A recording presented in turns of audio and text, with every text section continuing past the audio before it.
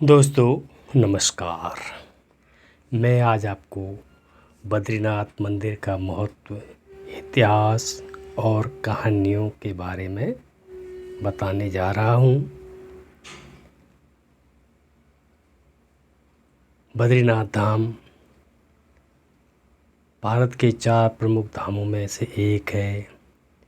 यह मंदिर उत्तराखंड के चमोली जिले में स्थित है। बद्रीनाथ धाम अलकनंदा नदी के बाएं तट के किनारे बसा हुआ है और इसकी स्थिति 2 पर्वत श्रृंखलाओं के बीच है। उन्हें नारायण श्रेणी कहते हैं। बद्रीनाथ मंदिर श्रद्धालुओं के लिए बहुत विशेष महत्व रखता है। इस मंदिर में बद्रीनारायण के रूप में भगवान विष्णु की पूजा की जाती है। यह मंदिर ऋषिकेश से लगभग 250 किलोमीटर दूर है। भगवान बद्रीनाथ का यह मंदिर समुद्र तल से लगभग 1350 मीटर की ऊंचाई पर है। इससे बद्री धाम या छोटा 4 धाम भी कहकर बुलाया जाता है। यह भारत में स्थित 4 धामों में से एक प्रमुख धाम है जिसे हिंदू द्वारा विशेष मान्यता दी जाती है। इसके अलावा यह मंदिर वैष्णवियों का सबसे पवित्र मंदिर माना जाता है और यह वैष्णवों के 108 दिव्य दिवस में शामिल है। मंदिर में स्थित भगवान बद्रीनाथ की प्रतिमा भगवान विष्णु को समर्पित है, जो कि शालिग्राम से बनी हुई है। आपको बता दें कि प्रतिमा स्वयंभू है।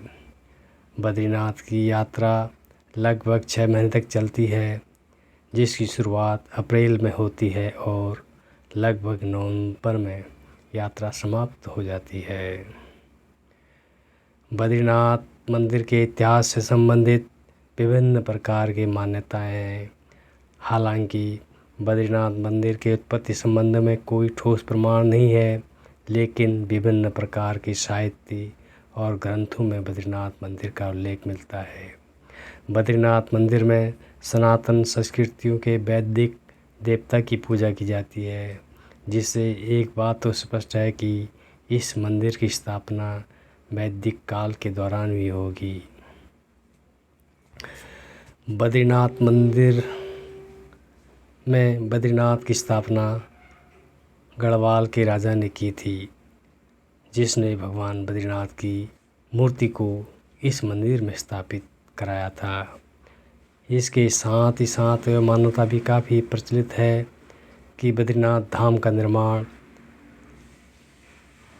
आदि गुरु शंकराचार्य ने कराया था।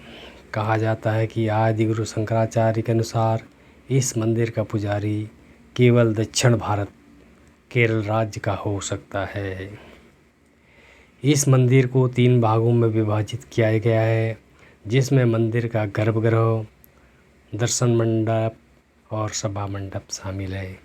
इस मंदिर के भीतर कुल 15 मूर्तियां स्थापित हैं, जिनमें से एक मूर्ति भगवान विष्णु की शालिग्राम की काली प्रतिमा है। इस बद्रीनाथ धाम को धरती का वैकुंठ कहकर संबोधित किया जाता है। अगर लोक कथाओं की बात करें तो कहा जाता है कि पहले इस मंदिर में भगवान शिव का वास हुआ करता था। एक बार भगवान विष्णु ध्यान मग्न होने के लिए कोई स्थान ढूंढ रहे थे। इसी दौरान भगवान नारायण इस केदार भूमि में आए और उन्हें यह जगह बहुत भा गई। तब भगवान विष्णु यहाँ आए तो उन्होंने अलकनंदा ऋषि और ऋषि गंगा के समीप संगम के पास पहुंचकर एक छोटे से बालक का रूप धारण कर लिया और बहुत तेज तेज रोने लगे, जिसे सुन भगवान भी शिव और माता पार्वती उनके पास आए और उनसे रोने का कारण पूछा, जिस पर उन्होंने कहा कि उन्हें ध्यान योग के लिए यही जगह चाहिए। तत्पश्चात भगवान ने उन्हें ध्यान योग के लिए स्थान दे दिया। तभी से यह पवित्र स्थान बद्री विशाल के नाम से संबोधित किया जाता है।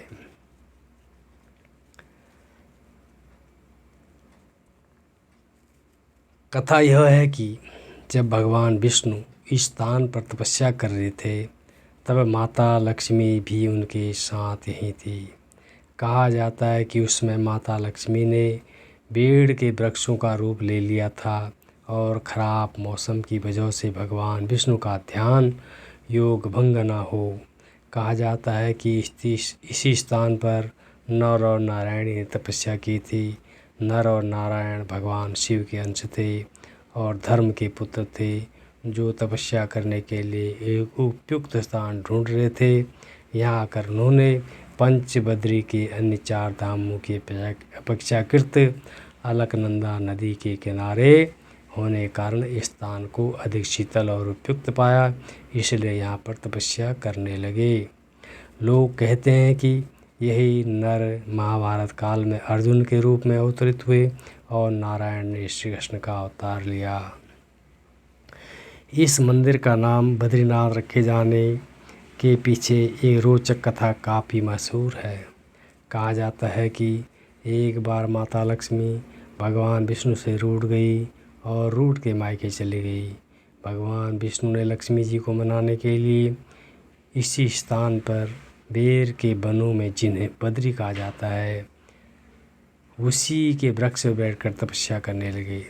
कुछ समय बाद माता लक्ष्मी मानकर लौट आई तो उन्होंने देखा कि भगवान विष्णु बेर के जंगलों में एक वृक्ष पर बैठकर तपस्या कर रहे थे।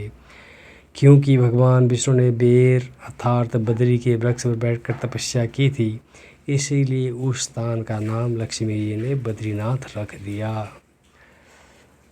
बद्रीनाथ से जुड़ी पौराणिक मान्यताओं के अनुसार जब गंगा जी को पृथ्वी पर लाया गया था, उस समय गंगा जी 12 भागों में बढ़ गई थी, जिसमें से उसकी एक धारा अलकनंदा नदी भी है, जहाँ पर भगवान विष्णु ने बेल के वनों में तपस्या की थी। बद्रीनाथ धाम के क्षेत्र में प्राचीन काल से ही बेर के वृक्ष भरे हुए थे। इस कारण इस जगह को बद्री वन कहकर भी बुलाया जाता है, क्योंकि भगवान विष्णु इस स्थान पर तपस्या की है और यही उनकी प्रतिमा स्थापित की गई है, इसलिए बद्रीनाथ कहकर संबोधित किया जाता है। बद्रीनाथ धाम के बारे में एक मान्यता अत्यंत प्रसिद्ध है, जिसके अनुसार यह कहा जाता है कि अगर कोई व्यक्ति एक बार बद्रीनाथ धाम के दर्शन कर लेता है तो उसे दोबारा से माता के गर्भ में जन्म नहीं लेना पड़ता। अर्थात बद्रीनाथ धाम के दर्शन करने से आत्मा पूर्ण रूप से मुक्त हो जाती है और उसे मोक्ष की प्राप्ति होती है। कहा जाता है कि बद्रीनाथ धाम में भगवान शिव को ब्रह्म हत्या से मुक्ति मिली थी। बद्रीनाथ धाम में पहले शिव जी निवास किया करते थे, लेकिन बाद में उन्होंने स्थान स्वयं विष्णु जी को दे दिया। कहा जाता है कि बद्रीनाथ धाम में भगवान शिव के अंश नर और नारायण ने तपस्या की थी, जिसके बाद भगवान काल में नर और अर्जुन में अवतार और नारायण ने कृष्ण का अवतार लिया था। बद्रीनाथ मंदिर में एक ब्रह्म कपाल शिला है। कहा जाता है कि यही भगवान शिव को ब्रह्म हत्या से मुक्ति मिली थी, इसलिए यहाँ पर पितरों का तर्पण और श्राद्ध भी किया जाता है। इस धाम में अलकनंदा नदी के तट पर एक गर्म पानी का झरना है, जिसे तृप्त कुंड कहा जाता है। इसी मंदिर में एक समतल चबूतरा भी है, जहाँ पर पितरों का तर्पण और श्राद्ध किया जाता है, उसे ब्रह्म कपाल कहते हैं। इस मंदिर में भगवान विष्णु के पैरों के निशान भी हैं, जिन्हें चरण पादुका कहा जाता है। कहा जाता है कि बद्रीनाथ धाम में शंख नहीं बजाया जाता, क्योंकि भगवान विष्णु ने माता लक्ष्मी के लिए इसी स्थान पर शंखचूर्ण नाम के राक्षस का वध किया था, इसीलिए लक्ष्मी जी को शंखचूर्ण का स्मरण ना हो, इस वजह से यहाँ पर शंख नहीं बजाया जाता। बद्रीनाथ धाम में एक कुंड है, जिसमें सदैव गर्म पानी बहता है। देखने में तो यह पानी खौलता रहता है, लेकिन वास्तविकता में उतना गर्म नहीं रहता। लोग इस कुंड में स्नान करके तब भगवान बद्रीनाथ के दर्शन करते हैं। इसे तृप्त कुंड कहा जाता है। बद्रीनाथ मंदिर में यात्रा के लिए 6 महीने मंदिर खुला रहता है और 6 महीने तक बंद रहता है। इस मंदिर में बंद करने से पूर्व इसमें अखंड ज्योत जलाई जाती है जो 6 महीने तक जलती रहती है।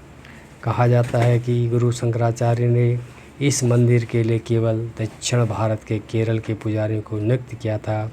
यही कारण है कि आज भी इस मंदिर के पुजारी जिनके हाथ में मंदिर की देखरेख और कार्यभार होता है वे सदैव केरल के ब्राह्मण होते हैं।